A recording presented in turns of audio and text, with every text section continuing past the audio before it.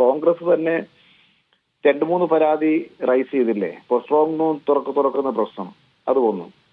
ഏറ്റവും ഗൗരവമായൊരു കാര്യം, ഒരു നിഷ്പക്ഷമായി പ്രവർത്തിക്കേണ്ട, പണ്ട് കാലത്തെല്ലാം വളരെ പ്രധാനപ്പെട്ട അങ്ങനെ ഒരു സ്വഭാവം സൂക്ഷിച്ചിരുന്ന ഒരു ഭരണഘടനാ സ്ഥാപനം എന്ന് തന്നെ നമ്മൾ കണ്ടിരുന്നതാണ്. പക്ഷെ BJP ഗവൺമെന്റ് വന്ന ശേഷം അത് പൂർണ്ണമായും ആ താര സ്വഭാവം ഇല്ലാതായി എന്നുള്ളത് യാഥാർത്ഥ്യമാണ്. അങ്ങനെ നിൽക്കുകയാണ് ഈ ഓഫീസറുടെ ഓഫീസിൽ നിന്ന് വന്ന കത്തില് BJPയുടെ സീൽ അടിച്ചു വന്നു.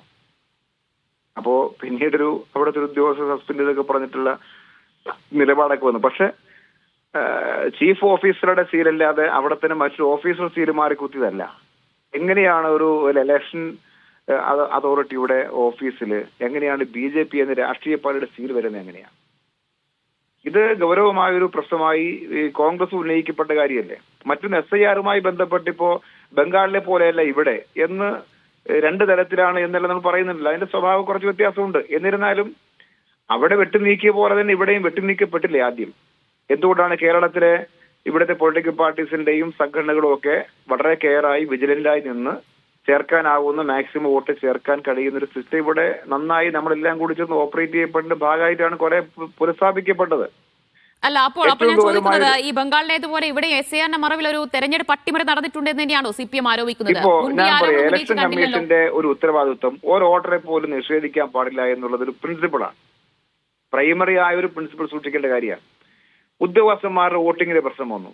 എന്താണ് ഈ ഇലക്ഷൻ ഓഫീസറും അദ്ദേഹത്തിന് വേണ്ടിയിട്ട് കോടതിയിലേക്ക് പോയി നിലപാടെന്താ സ്വീകരിച്ച്? വേണമെങ്കിൽ ഒരു ചാൻസ് കൊടുക്കാലോ? പാടില്ല എന്നല്ലേ ഇവർ നിലപാട് കോടതി സ്വീകരിച്ച്? കോടതി കേസ് പോയപ്പോ നിഷേധിക്കപ്പെട്ടു. ആരുടെ കുഴപ്പം കൊണ്ടാണ്? ആ വോട്ടർമാരുടെ ഒരു വോട്ടറുടെ കുഴപ്പം കൊണ്ടാണോ? യഥാസമയം അപേക്ഷ കൊടുത്ത് പറഞ്ഞ രേഖകൾ ഹാജരാക്കി എല്ലാ നിലയ്ക്കും അപ്ലൈ ചെയ്ത് ഇലക്ഷൻ ഡ്യൂട്ടിക്ക് ചുമതലപ്പെടുത്തി ഉദ്യോഗസ്ഥന്മാർക്ക് വോട്ട് ചെയ്യാൻ പറ്റിയില്ല. ആരാ കാരണം? ഇതേ ഇലക്ഷൻ ഓഫീസറും ഇലക്ഷൻ കമ്മീഷൻ ഇലക്ഷൻ സിസ്റ്റവും അല്ലേ സംഭവിച്ചത്. മറ്റൊരു പോളിംഗ് ശതമാനം ഈ പറഞ്ഞ പോലെ ഒരാഴ്ച കഴിഞ്ഞതിന് പോളിംഗ് ശതമാനം പ്രസിദ്ധപ്പെടുത്താൻ പറ്റുന്നില്ല.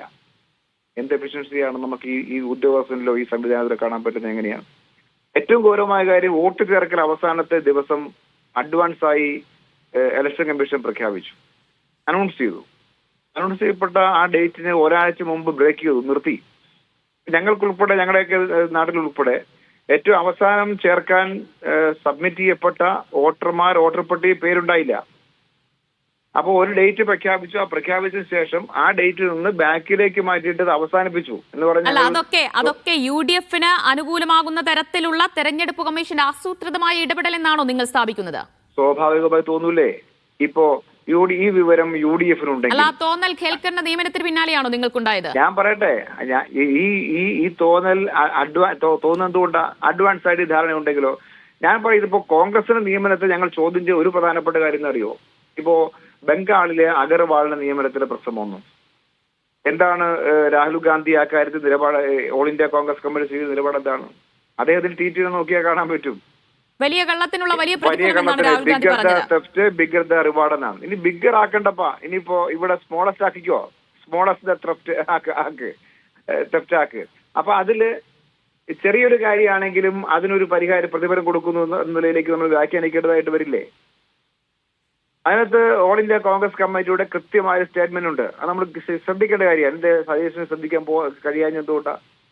അവർ ഒരു സുപ്രധാനമായ ഒരു കാര്യം, ഇലക്ഷൻ കമ്മീഷൻ പോലെയുള്ള പ്രധാനപ്പെട്ട ചുമതല വഹിച്ച ഉദ്യോഗസ്ഥന്മാർ തുടർന്ന് അധികാരത്തിലൊരു ഗവൺമെന്റ് വരുമ്പോൾ ആ സർക്കാരിന്റെ പ്രധാന പദവികളിലേക്ക് പോസ്റ്റ് ചെയ്യപ്പെടുമ്പോൾ അതിനു മുമ്പ് ഒരു കൂൾ ഓഫ് ടൈം കൊടുക്കണമെന്നാണ്. ഒരു കൂൾ ഓഫ് ടൈം എന്ന വാക്കാണ് പ്രയോഗിച്ചിരിക്കുന്നത് AICC. അങ്ങനെ AICC നിലപാടുള്ളപ്പോ എന്തുകൊണ്ടാണ് ഇത് ചെയ്തത്? മറ്റു കാര്യം, ഇന്നിപ്പോ ഞായറാഴ്ചയാണ്.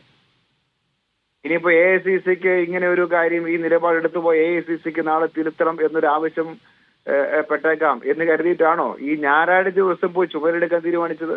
എന്ത് തിടുക്കമാണ്? തിടുക്കത്തിന്റെ കാര്യം എന്താണ്? ഈ നിയമനൊക്കെ നോക്കിയാലും കാണാം. ഇപ്പോ ഇന്ന് രാഹുൽ ഗാന്ധി അഭിപ്രായം സ്വാഭാവികമായിട്ട് ഇതിനെക്കുറിച്ച് പറഞ്ഞിട്ടില്ല. ശ്രീ KC വേണുഗോപാൽ സംഘടനാ സെക്രട്ടറിയാണ്. അദ്ദേഹത്തോട് അഭിപ്രായം ചോദിച്ചു. AICC നിലപാട് അദ്ദേഹം പറഞ്ഞില്ല. അദ്ദേഹം പറഞ്ഞ എന്താണ്? അത് ഭരിക്കുന്നവർ പറയട്ടെ, ഭരിക്കുന്നവർ നോക്കട്ടെ എന്നാണ്. ഈ ഒരു നിയമനം മാത്രമല്ല, ശ്രീ H. സലാം, അത് KC വേണുഗോപാലിനുള്ള ഒരു അതൃപ്തി കൊണ്ടായിരിക്കും അദ്ദേഹം മുഖ്യമന്ത്രി സ്ഥാനത്തേക്ക് അവകാശം. നിങ്ങൾ കാണേണ്ട കാര്യം, ഇപ്പോ ഞാനത് പറയാൻ വേണ്ടിയിട്ടുണ്ട്. 2 നിയമനം കൂടുതൽ ശ്രദ്ധിക്കണം നിങ്ങൾ. ഒന്ന്, മീഡിയ സെക്രട്ടറി റോയി മാത്യു. 2, ജാജി ബാബുവിനെ പോസ്റ്റ് ചെയ്തു. എന്തടിസ്ഥാനത്തിലാണ്? നമുക്ക് എല്ലാവർക്കും അറിയാം, വിവാദപരമായി കേരളത്തിന്റെ ഹയർ എഡ്യൂക്കേഷനുമായി ബന്ധപ്പെട്ടും കേരളത്തിന്റെ പൊതു നിലപാടിന് വിരുദ്ധമായും ആരിഫ് മുഹമ്മദ് ഖാൻ എന്ന ഗവർണർ സംഘപരിവാറിന് വേണ്ടി രാഷ്ട്രീയമായി ഇല്ലാത്ത അധികാരം പ്രയോഗിച്ച് ഈ കേരളത്തിൽ വല്ലാതെ ഫൈറ്റ് ചെയ്യുന്ന സമയം, ആ സമയത്ത് ആ ഗവർണറുടെ ഉപദേഷ്ടാവായും ആ ഗവർണർക്ക് വേണ്ടി കോടതിയിൽ ഹാജരായ ആളാണ് ജാജി ബാബു എന്നുള്ള ആ സംഘപരിവാറിന്റെ ഏറ്റവും ഇഷ്ടപ്പെട്ട ഒരാൾ. വേണം നമുക്ക് വാദത്തിന് പറയാം, വക്കീലന്മാരില്ലേ, ആരുടെയും കേസ് വാദിക്കുന്നത് വേണേ പറയാം. അതല്ലല്ലോ, ഒരു പൊളിറ്റിക്കൽ സ്റ്റാൻഡിനകത്ത് വേണ്ടേ? അങ്ങനെ ഒരാളെ ഈ പറഞ്ഞ AG ആയിട്ട് നിയമിക്കാം എന്ന് VD സതീശൻ തീരുമാനിക്കുന്നു. ഒരു കാര്യം. 2, റോയി മാത്യു എന്ന മീഡിയ സെക്രട്ടറി, അത് വളരെ സീരിയസ് ആണ്. അദ്ദേഹത്തെ ഞാൻ പറഞ്ഞത് ഇവരാരെ വേണേ അവർക്ക് തീരുമാനിക്കാം, ഞങ്ങൾ തർക്കമുണ്ടാക്കേണ്ട കാര്യമില്ല. പക്ഷെ ഗൗരവത്തോടെ ശ്രദ്ധിക്കേണ്ട കാര്യം, ഒന്നൊരു മീഡിയ പേഴ്സണും അദ്ദേഹത്തിന്റെ കുടുംബത്തിനെതിരായിട്ടുള്ള ഒരു മോശം സമീപനത്തിന്റെ ഭാഗമായിട്ട് അദ്ദേഹം കേസിൽ പെട്ടു നിൽക്കുന്ന ഒരാളാണ്. അതിനേക്കാൾ ഗൗരവമായ കാര്യം, ശ്രീ രാഹുൽ ഗാന്ധി, ശ്രീമതി സോണിയാഗാന്ധി, ഈ രണ്ടുപേർക്കെതിരായി പരസ്യമായ സ്റ്റേറ്റ്മെന്റ് നാഷണൽ ഹെറാൾഡ് കേസുമായി ബന്ധപ്പെട്ട അദ്ദേഹത്തിന്റെ കുറിപ്പില് ആ വാചകം വേണം ഞാൻ വായിക്കാം. നാഷണൽ ഹെറാൾഡിന്റെ കഴുക്കോലും ഉത്തരവും ഉൾപ്പെടെ സ്വത്തുക്കൾ അടിച്ചു മാറ്റിയ കേസിൽ ജാമ്യത്തിൽ നിൽക്കുകയല്ലേ സോണിയാഗാന്ധിയും രാഹുൽ ഗാന്ധിയും എന്ന് പറഞ്ഞിട്ട് അദ്ദേഹം എഴുതിയ കുറിപ്പുണ്ട്. അദ്ദേഹത്തിന്റെ ഫേസ്ബുക്കിലെ പോസ്റ്റ് തുടരണം. മീഡിയ സെക്രട്ടറിയുടെ കാര്യത്തിൽ ഉൾപ്പെടെ കോൺഗ്രസിന് എന്താണ് പറയാനുള്ളത് നോക്കാം. രോഹിത്, റോയ് മാത്യുയുടെ നിയമനത്തിൽ അടക്കം അസ്വാഭാവികതയും അത് എന്തടിസ്ഥാനത്തിലാണ് എന്ന് ചോദിക്കുകയാണ് ശ്രീ എച്ച് സലാം. ഞാൻ ഇറങ്ങി ഒന്ന് പറഞ്ഞ് അവസാനിപ്പിച്ച് ഇറങ്ങിക്കോട്ടെ. എന്നാൽ ഓക്കെ താങ്കൾക്ക് അവസാനിപ്പിക്കാം. ഇറങ്ങാണ് ഞാൻ പറഞ്ഞത്. അങ്ങനെ രാഹുൽ ഗാന്ധിയെയും സോണിയാഗാന്ധിയെയും അധിക്ഷേപിച്ച മാധ്യമ പ്രവർത്തകൻ ശ്രീ KC വേണുഗോപാലിനെ കൂടി ഇന്റേണൽ കോൺഗ്രസ് പൊളിറ്റിക്സ് പറഞ്ഞ് ആക്ഷേപിച്ച ഒരു കോൺഗ്രസ് പ്രവർത്തകൻ, ഒരു മാധ്യമ പ്രവർത്തകൻ, അദ്ദേഹത്തെ തന്നെ മീഡിയ സെക്രട്ടറി ആയിട്ട് വെക്കാൻ സതീശൻ തീരുമാനിക്കുന്നു എന്ന് വരുമ്പോ, സതീശൻ എന്ന പുതിയ മുഖ്യമന്ത്രി കോൺഗ്രസിന്റെ ഓൾ ഇന്ത്യ ലീഡർഷിപ്പിനെ പോലും വെല്ലുവിളിക്കുന്നു എന്ന് നമ്മൾ വായിക്കേണ്ടി വരില്ലേ? ഈ ഓരോ നിയമനം നോക്കിയാൽ ഇത് കാണാൻ പറ്റും. ഇതിനകത്തെല്ലാം ഒരു കോൺഗ്രസ് വിരുദ്ധത കാണാൻ കഴിയും. ഇതിനകത്തെല്ലാം ഒരു RSSന്റെ ഒരു ചെറിയ ചായ്വ് കാണാൻ കഴിയുന്നു എന്നുള്ളതാണ് ഏറ്റവും ഗൗരവമായ ഒരു കാര്യം. ശരി.